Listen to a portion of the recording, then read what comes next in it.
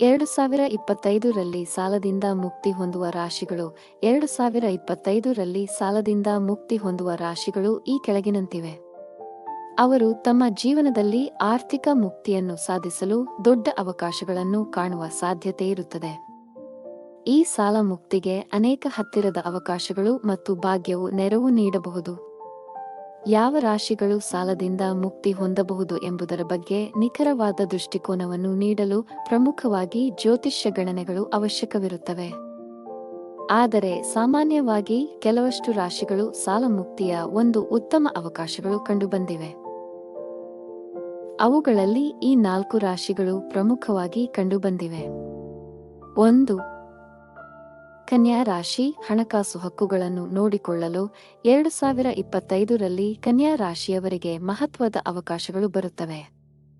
ಅವುಗಳ ಆರ್ಥಿಕ ಪರಿಸ್ಥಿತಿಯಲ್ಲಿ ಉತ್ತಮ ಅಭಿವೃದ್ಧಿ ಕಂಡುಬರುತ್ತದೆ ಮತ್ತು ಸಾಲವನ್ನು ನಿವಾರಣೆ ಮಾಡುವುದರಲ್ಲಿ ಯಶಸ್ಸು ಕಾಣಬಹುದು.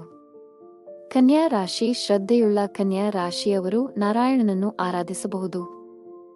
ನಾರಾಯಣನ ಆರಾಧನೆಯು ಅಸಮತೋಲಿತ ಶಕ್ತಿಗಳ ವಿರುದ್ಧ ಮತ್ತು ಈ ರಾಶಿಯವರನ್ನು ಕಷ್ಟಗಳಿಂದ ರಕ್ಷಿಸುತ್ತಾನೆ. ಈ ರಾಶಿಯವರು ಮಹಿಳೆಯರನ್ನು ಗೌರವಿಸುವುದರಿಂದ ಜೀವನದಲ್ಲಿ ಅದೃಷ್ಟ ಹೆಚ್ಚಾಗುತ್ತದೆ. ಸಿದ್ಧಿಗೆ ಪ್ರಮುಖ ಯಶಸ್ಸು ದೊರೆಯುವಲ್ಲಿ ಸಹಾಯಕವಾಗುತ್ತದೆ. 2.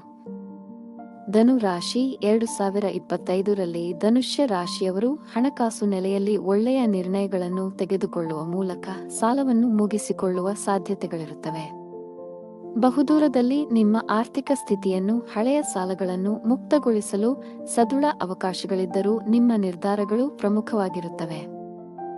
ಧನು ರಾಶಿಯವರು ಜೀವನದಲ್ಲಿ ದೊಡ್ಡ ಪಾಠಗಳನ್ನು ಸಾಮಾನ್ಯವಾಗಿ ಗಮನಾರ್ಹವಾದ ಕಷ್ಟಕರ ಸಂದರ್ಭಗಳ ಮೂಲಕ ಕಲಿಯುತ್ತಾರೆ. ಆದ್ದರಿಂದ ಯಶಸ್ಸು, ಕುಖ್ಯಾತಿ, ಶ್ರೀಮಂತಿಕೆ, ಸಾಮಾಜಿಕ ಸ್ಥಾನಮಾನ, ವಸ್ತು ಸಮೃದ್ಧಿ ಮತ್ತು ಜೀವನದಲ್ಲಿ ಪ್ರಭಾವಶಾಲಿ ಸ್ಥಾನಗಳನ್ನು ಸಾಧಿಸಲು ಧನು ರಾಶಿಯ ಸ್ಥಳೀಯರು ಭಗವಾನ್ ವಿಷ್ಣುವನ್ನು ಪೂಜಿಸಬೇಕು. ಹಾಗೂ ಗೋಮಾತೆಗೆ ಅಕ್ಕಿ ಮತ್ತು ಬೆಲ್ಲ ತಿನ್ನಿಸಿರಿ ಮತ್ತು ಯಶಸ್ಸಿನ ಫಲ ಸಿದ್ಧಿಸಿಕೊಳ್ಳಿ. 3. ಮಕರ ರಾಶಿ. ಮಕರ ರಾಶಿಯವರು 2025 ಈ ಸಮಯದಲ್ಲಿ ತಮ್ಮ ಹಣಕಾಸುಗಳಿಗೆ ಹೆಚ್ಚು ಗಮನ ಹರಿಸುತ್ತಾರೆ. ಇದು ಅವರಿಗೆ ಸಾಲದಿಂದ ಮುಕ್ತಗೊಳ್ಳಲು ಅಗತ್ಯವಾದ ಆಯ್ಕೆಗಳನ್ನು ಮಾಡುವಂತೆ ಮಾರ್ಗದರ್ಶನ ನೀಡಬಹುದು. 2025ರಲ್ಲಿ ಆರ್ಥಿಕ ಸ್ಥಿತಿಯಲ್ಲಿ ಉದಾರವಾದ ಚಟುವಟಿಕೆಗಳು ನಡೆಯುತ್ತವೆ. ಸ್ವಲ್ಪ ಗಂಭೀರ ಹೆಜ್ಜೆಗಳನ್ನು ಇಡಿ. ಮಕರ ರಾಶಿಗೆ ಸರಸ್ವತಿ ದೇವಿಯ ಆರಾಧನೆಯು ದೊಡ್ಡ ಯಶಸ್ಸು ಮತ್ತು ಖ್ಯಾತಿಯನ್ನು ನೀಡುತ್ತದೆ. ತಾಯಿ ಸರಸ್ವತಿ ಮಾತೆಯ ಮೊರೆ ಹೋಗಿ ಯಶಸ್ಸಿನ ಸಿದ್ಧಿ ಪ್ರಾಪ್ತಿಯಾಗುವುದು. 4. ಮಿಥುನ ರಾಶಿ. ಮಿಥುನ ರಾಶಿಯವರಿಗೆ ತಮ್ಮ ಸಾಲಗಳನ್ನು ಮುಕ್ತಗೊಳಿಸಲು ಹೊಸ ಅವಕಾಶಗಳು ಮೂಡಬಹುದು. ಈ ರಾಶಿಯವರು ಬಹುದೂರದಲ್ಲಿ ಹಣಕಾಸಿನ ಜಾಣ್ಮೆ ಮತ್ತು ಪ್ರಭಾವವನ್ನು ಹೊಂದಿರುವ ಕಾರಣ ಬೇರೆಯವರ ಸಹಾಯದಿಂದ ಸಾಲವನ್ನು ಮುಕ್ತಗೊಳಿಸಲು ಸಾಧ್ಯವಾಗಬಹುದು. ಮಿಥುನ ರಾಶಿಯವರಿಗೆ ಕೇತು ಹೆಚ್ಚಿನ ಪ್ರಭಾವ ಬೀರುವುದಿಲ್ಲ, ಆದರೆ ರಾಹು ಸ್ವಲ್ಪಮಟ್ಟಿಗೆ ಪ್ರಭಾವ ಬೀರುತ್ತಾನೆ. ಪರಿಣಾಮವಾಗಿ ನೀವು ವೆಂಕಟೇಶ್ವರನನ್ನು ಪೂಜಿಸಿದರೆ ಒಳ್ಳೆಯದು. ಇದರೊಂದಿಗೆ ಬುಧ, ನಾರಾಯಣ ಮತ್ತು ಬ್ರಹ್ಮ ಎಲ್ಲ ದೇವರನ್ನೂ ಪೂಜಿಸಬೇಕು.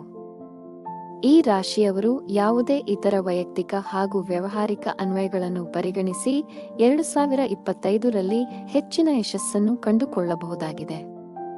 ಶುಭಮಸ್ತು. ಧನ್ಯವಾದಗಳು.